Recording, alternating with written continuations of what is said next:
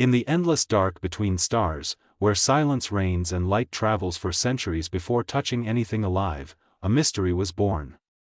The Crethean collective had stood unchallenged for 8,000 years, their crimson fleets patrolling 1,000 worlds like clockwork. They believed themselves eternal, their power absolute. But the universe has a way of humbling the arrogant, and on this particular cycle, humility was about to arrive in the strangest package imaginable.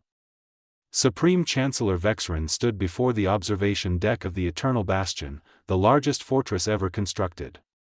His 6 arms were folded across his armored chest, his silver eyes reflecting the starfield beyond. He was ancient by any standard, having lived through 400 cycles of conquest and consolidation. Nothing surprised him anymore. At least, that was what he told himself every morning. Behind him, Navigation Officer Quillen approached with measured steps. The young Crethean's skin flickered between shades of purple and blue, a clear sign of distress.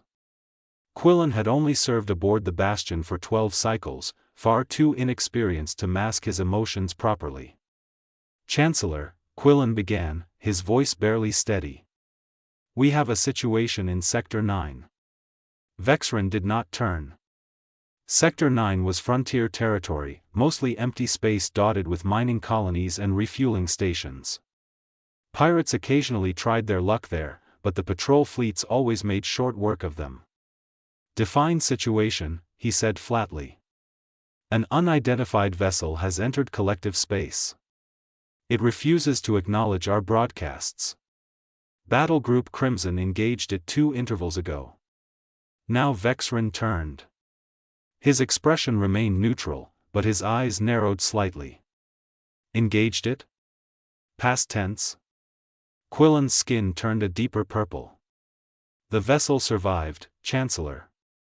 Without visible damage." The observation deck fell silent. 3 other officers who had been reviewing tactical displays stopped their work. Everyone knew what Battle Group Crimson represented. 15 warships, each one capable of sterilizing a moon. Their combined firepower could reduce a small planet to rubble in under an hour. "Show me," Vexrin commanded. The holographic display activated, filling the center of the room with an image of deep space. At first, Vexrin saw nothing unusual.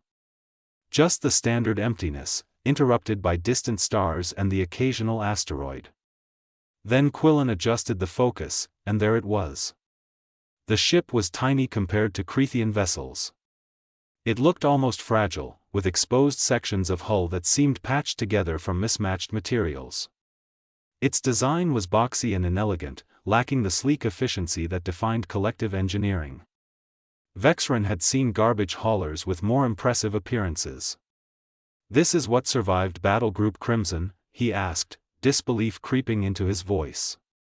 "Yes, Chancellor." "Watch." The recording played forward. Vexrin watched as 15 Crethean warships moved into attack formation, their hulls gleaming like drops of blood against the void. Warning shots flashed across the bow of the unknown vessel. No response. The small ship simply continued on its course, maintaining the same steady velocity. Then came the full assault.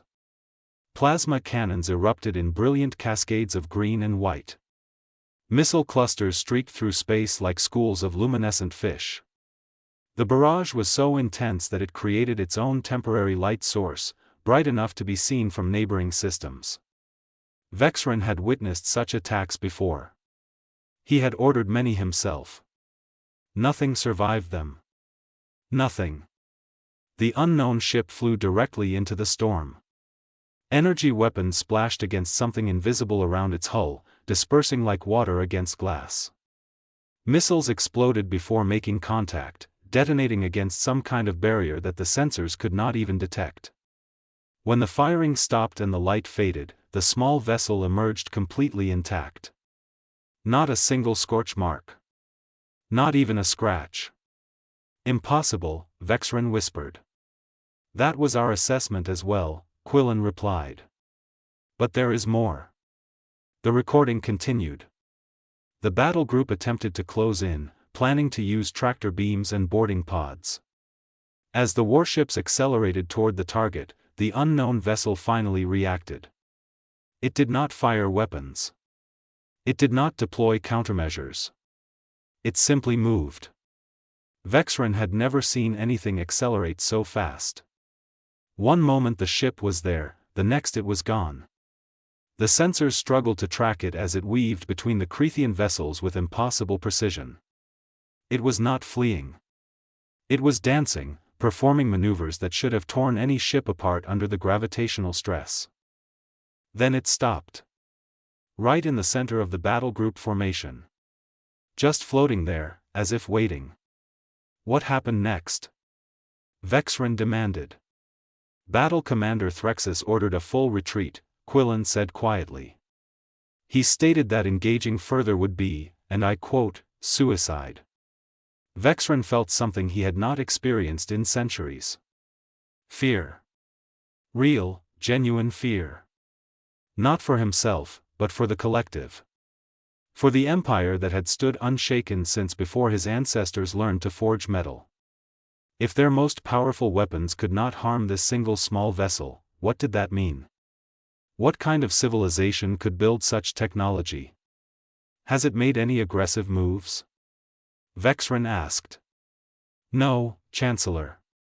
It simply continues on its present course. Heading directly toward Crethean Prime. The blood in Vexren's veins turned to ice.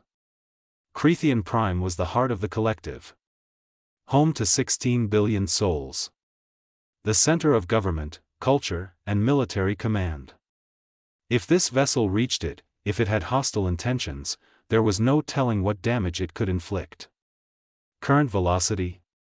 Steady at 0.3 light speed. At this rate, it will reach the core systems in 40 cycles. 40 cycles. Not much time to prepare for the unknown. Vexren turned back to the hologram, studying the strange ship with fresh intensity. Its design was primitive, yes, but that meant nothing. Clearly, whoever built it had mastered technologies far beyond Crethean understanding. Shields that could absorb plasma fire without strain. Engines that could accelerate to impossible speeds without visible thrust ports. What other surprises did it contain? Have we detected any communications from the vessel? Vexren asked. Nothing on standard frequencies. But, Quillen hesitated. There is something odd. Our sensors detect a repeating signal emanating from the ship. Not a language we recognize. Just a series of tones and pulses. Could it be a warning? We do not know. Our best linguists are analyzing it now. Vexren made a decision. He had not become Supreme Chancellor by hesitating in the face of threats. Mobilize the entire collective fleet. I want every available warship positioned between that vessel and Crethean Prime. Activate all defense stations. Raise planetary shields on every core world. Understood, Chancellor. Should we attempt another attack? No. We observe and prepare. If this ship wanted to attack us, it could have destroyed Battle Group Crimson. Instead, it did nothing. Perhaps it is trying to communicate. Perhaps it is simply passing through. Either way, we will be ready. But as Vexren spoke those words, he did not believe them. How could anyone be ready for something they did not understand? The unknown ship continued its journey toward the heart of the collective, and with each passing moment, the question grew louder in Vexren's mind. Who built this vessel? And more terrifyingly, what did they want? The war room of Crethean Prime had never held so many high-ranking officials at once. Every admiral, every general, every strategic mind in the collective had been summoned. The circular chamber buzzed with nervous energy as holographic displays showed the unknown vessel's steady approach. It had crossed into the inner territories now, passing 3 more battle groups without incident. Each time, the commanders had orders to observe only. Each time, they watched helplessly as the small ship glided past their most powerful weapons as if they were toys. Admiral Corvin slammed his fist on the tactical table, making several junior officers jump. He was a veteran of 100 campaigns, his face scarred from battles fought in his youth. "We look like cowards," he growled. "That thing mocks us with every kilometer it travels. Our people are losing faith." Supreme Chancellor Vexrin stood at the head of the table, his expression unreadable. He had barely slept since the vessel appeared. Every time he closed his eyes, he saw that recording playing on loop. The plasma fire splashing uselessly against invisible shields. The impossible movements. The complete and utter superiority it displayed without firing a single shot. "Faith can be restored," Vexrin said calmly. "Dead populations cannot. Until we understand what we face, we do not engage." "Then what do we do?" asked Science Director Pemrin. She was smaller than most Creathians, her skin a pale green that marked her as coming from the Northern Territories. "Our sensors tell us nothing useful. The ship's hull composition is unknown. Its power source generates readings that contradict our understanding of physics. It is as if the vessel exists partially outside normal space." Vexrin turned to her.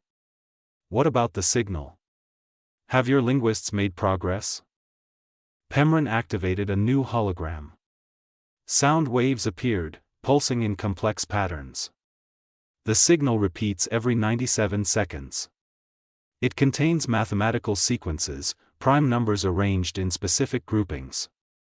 This is definitely an attempt at communication, but the language itself remains a mystery. We have tried every known dialect, every algorithmic translation matrix. Nothing works. Because it is not from any known civilization, said Intelligence Officer Dravik. He was the youngest person in the room, barely past his 100th cycle, but his mind was sharper than most. I have reviewed every record in the collective archives. This ship design, these technologies, they match nothing in 8,000 years of documented history. Which means only one thing. We are dealing with someone new. The room fell silent. New civilizations were rare in this age. The collective had absorbed or destroyed most species it encountered over the millennia. The few that remained independent were primitive, barely capable of atmospheric flight. The idea that someone had developed this level of technology without the collective noticing was almost impossible to accept. New from where? Admiral Corvin demanded. We have explored every sector within 200 light years. The frontier territories are mapped. There are no hidden empires out there.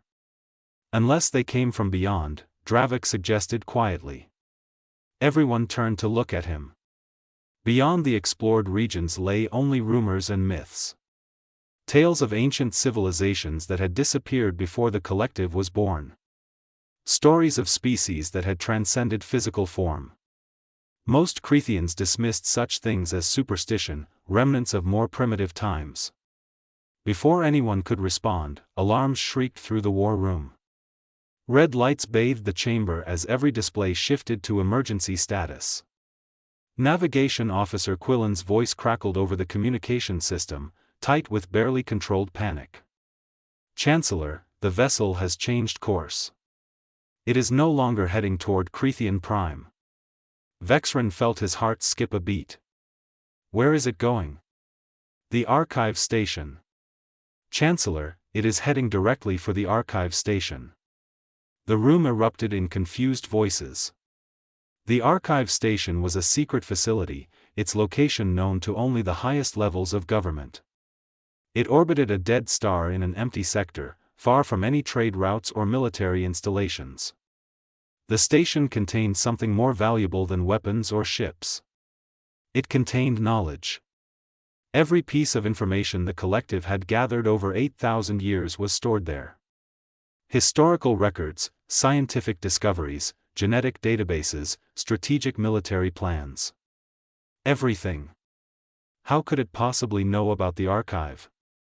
Pemrin demanded. The location is classified beyond maximum security protocols. Vexrin's mind raced. If this vessel could locate their most secret facility, what else did it know? What else could it do? Scramble the defense fleet. I want every ship we have surrounding that station within the hour. If that vessel attempts to access the archive, we stop it. No matter the cost. Chancellor, Dravik interrupted. Perhaps we should consider why it is going there. It has made no hostile moves. It survived our attacks but did not retaliate. Maybe it is not trying to steal our information. Maybe it is trying to give us something. Give us what? Corvin snapped. Answers. The unknown ship reached the archive station 3 hours later. By then, the collective had assembled its largest fleet in recorded history. 200 warships formed a sphere around the facility, their weapons armed and ready. Inside the station, the small staff of archivists and technicians had been evacuated. Only automated systems remained, recording everything. Vexren watched from the Eternal Bastion, now positioned just outside the combat zone. The holographic display showed the small vessel approaching slowly, almost cautiously. It stopped exactly 1,000 kilometers from the archive station. Then it did something unexpected. It opened. A section of the hull peeled back like a flower blooming. Light spilled out, bright and white and pure. Not the harsh glow of Crethean plasma technology, but something gentler. Something that reminded Vexren of the dawn on his home province, before he had spent 400 cycles in the cold of space. From the opening, something emerged. Not a weapon. Not a boarding craft. A probe. Small and spherical, covered in what looked like cameras and sensors. It drifted toward the archive station, moving with the same impossible grace as its parent vessel. Chancellor, we should fire, Corvin urged. Before it reaches the station. Vexren raised one hand, signaling for patience. Something told him that violence now would be a mistake. A terrible, irreversible mistake. Let it reach the station. But be ready to destroy both the probe and the vessel if anything goes wrong. The probe touched the outer hull of the archive station. For a moment, nothing happened. Then the station's communication array activated on its own, bypassing every security protocol. Data began flowing, not outward, but inward. The probe was uploading something. What is it sending? Vexren demanded. Pemron worked frantically at her console, her skin flickering through a dozen colors as she processed the incoming information. Chancellor, I think you need to see this. All of you need to see this. The main hologram shifted. Images appeared. Moving pictures of a world Vexren had never seen. Blue oceans covered most of the surface. Green and brown landmasses broke up the water. White clouds swirled in atmospheric patterns. It looked beautiful. It looked alive. Is this their home world? Someone asked. The image changed. Now it showed cities, but not like any Crethean city. These structures were smaller, built with aesthetic consideration rather than pure function. Beings moved through streets. Bipedal creatures with only 2 arms and 2 eyes. Their skin tones varied from pale to dark, and they wore colorful coverings over their bodies. They looked fragile. Weak. What are they called? Vexren whispered. Text appeared in the hologram, written in Crethean script. The probe had learned their language somehow, in just the few hours since it arrived. The word it displayed was simple. Humans. More images followed.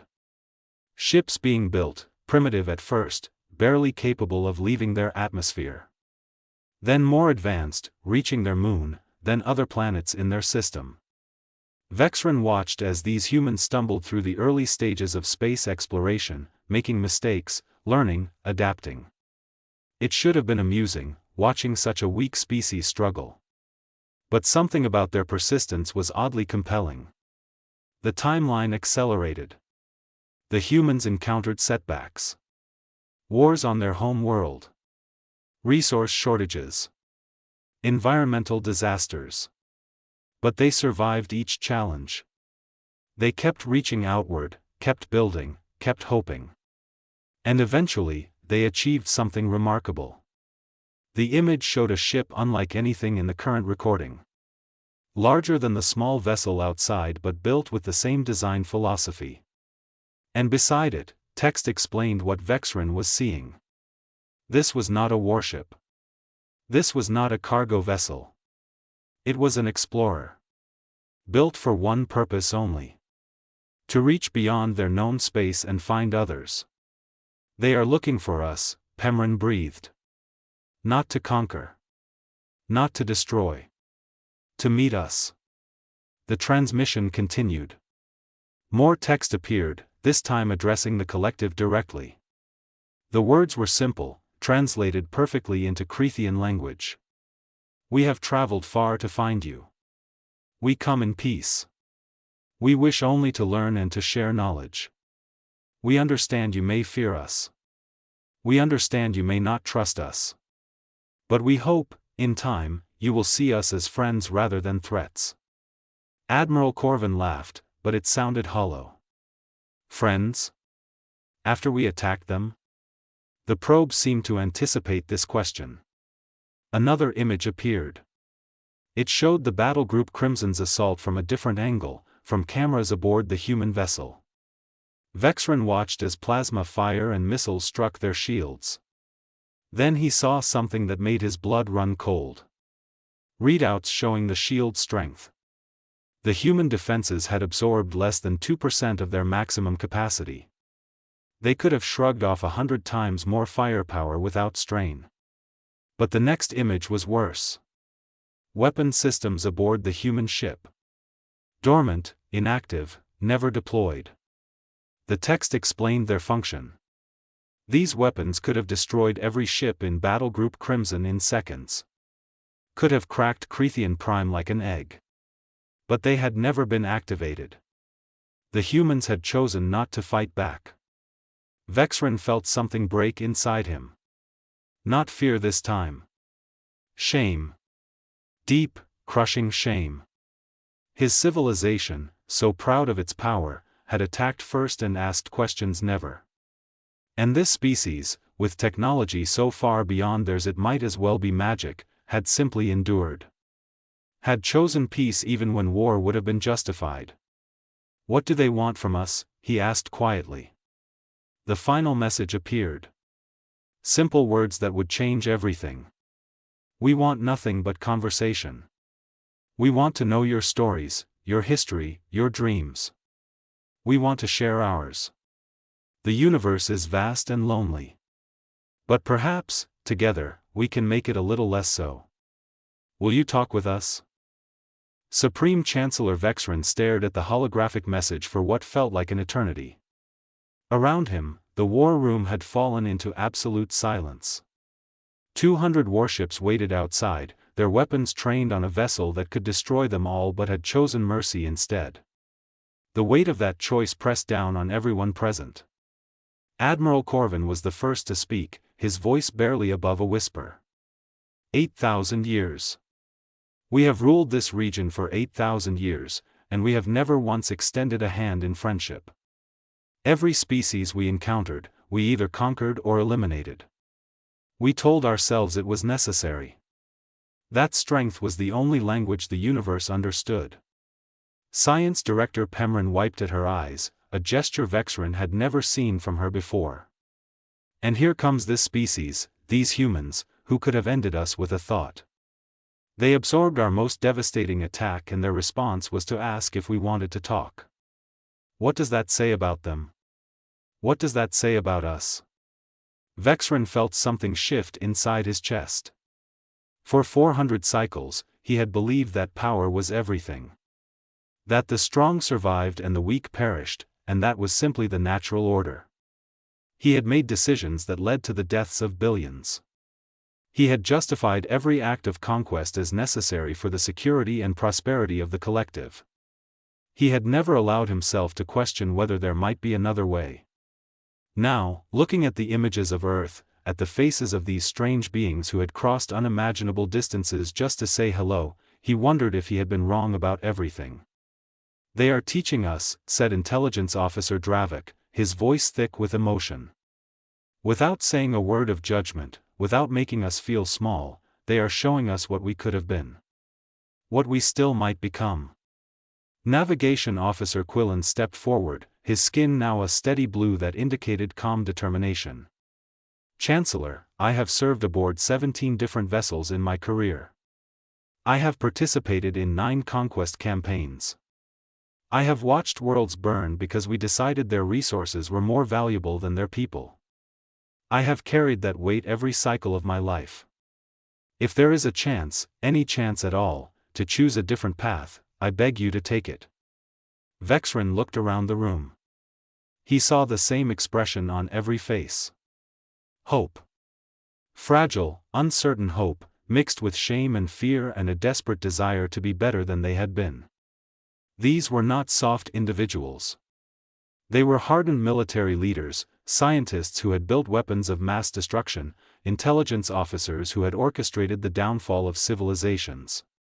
Yet here they stood, moved to tears by the simple act of kindness from a species they did not know. "If we accept their offer," Vexren said slowly, "everything changes. We cannot continue as we have been. If we open dialogue with the humans, we must acknowledge what we are. What we have done. We must face the truth that our empire was built on the suffering of others." "Perhaps it is time we faced that truth," Pemron replied. "Perhaps it is long overdue." Admiral Corvin straightened his posture, a gesture of military respect. "Chancellor, I have spent 300 cycles believing that compassion was weakness. That mercy was a luxury we could not afford. This day, I have learned that true strength is not the ability to destroy. It is the ability to choose not to, even when you have every right to do so. If you decide to accept their offer, you will have my full support. And if there are consequences to face for our past actions, I will face them gladly." Vexren felt tears forming in his own eyes, something he had not experienced since he was a child. He thought of all the worlds his orders had devastated. All the families torn apart. All the potential futures erased because the collective had decided that dominance was more important than coexistence. The weight of those decisions threatened to crush him. But then he looked at the message again. The humans knew what the collective had done. Their probe had accessed the archive, had seen every record of every conquest, every act of violence. They knew the truth. And still, they offered friendship. Not because they were naive. Not because they were weak. But because they believed in something the collective had forgotten.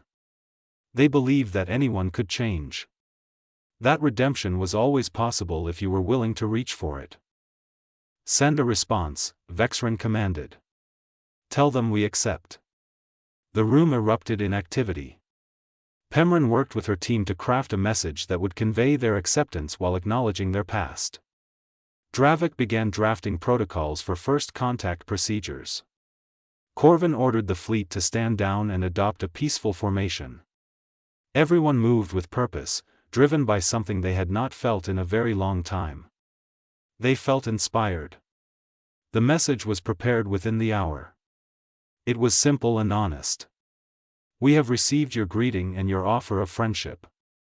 We accept with gratitude and humility. We acknowledge that we have much to learn from you. We hope you will have patience with us as we begin this journey. We are not the civilization we should have been, but with your help, perhaps we can become the civilization we were meant to be." The transmission was sent. Everyone waited, hearts pounding.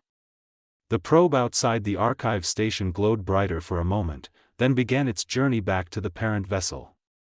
The small ship's opening closed gently, and for several minutes, nothing happened. Then, the ship moved. Not away, but closer. It approached the archive station slowly, respectfully, and came to rest just 100 meters from the facility. The defensive fleet maintained their distance, no longer threatening but still watchful. A new transmission arrived. This time, it included not just text but a voice. The sound came through the speakers in the war room, and everyone froze. It was unlike any voice they had heard before. Softer than a Creathian voice, with different tonal qualities. But there was warmth in it. Genuine warmth.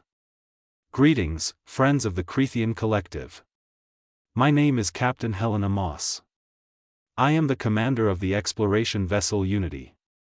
We have traveled for 6 years to reach you, crossing distances that seemed impossible when we began. We have hoped every day that when we finally found intelligent life, they would be willing to talk with us rather than fear us. Your message brings us joy we cannot adequately express. Vexren stepped forward, his voice shaking slightly. Captain Moss, I am Supreme Chancellor Vexren. On behalf of the Creathian Collective, I welcome you. Though I must confess, we are not certain we deserve your kindness.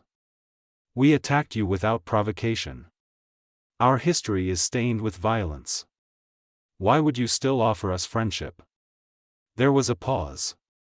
Then Captain Moss spoke again, and Vexren could hear the smile in her voice. Chancellor, every civilization makes mistakes. What matters is not the mistakes themselves, but what we choose to do after we recognize them.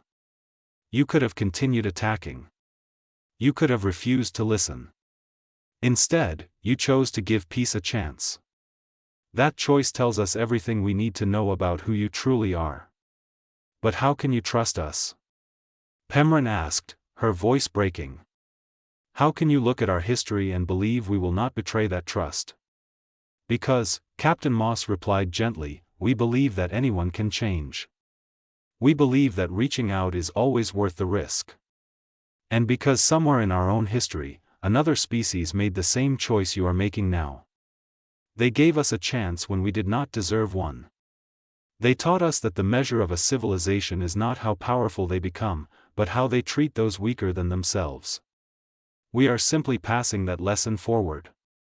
Vexren felt something break free inside him.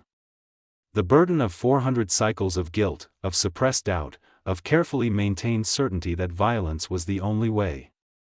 It all crumbled, and in its place grew something new. Something that felt like hope.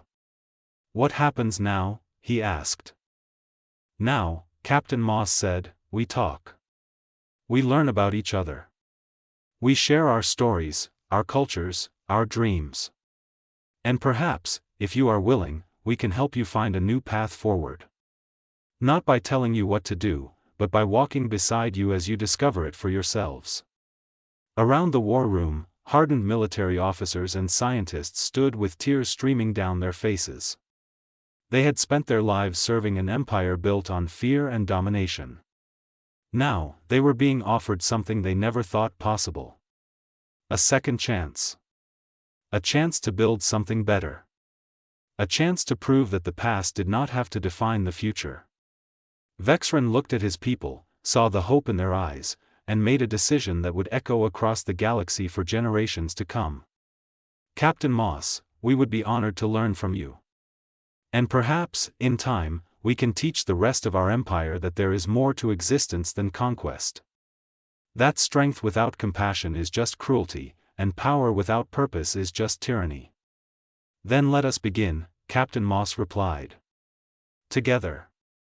And in that moment, as two civilizations reached across the void to touch hands in friendship, the universe became a little less lonely and a little more filled with possibility.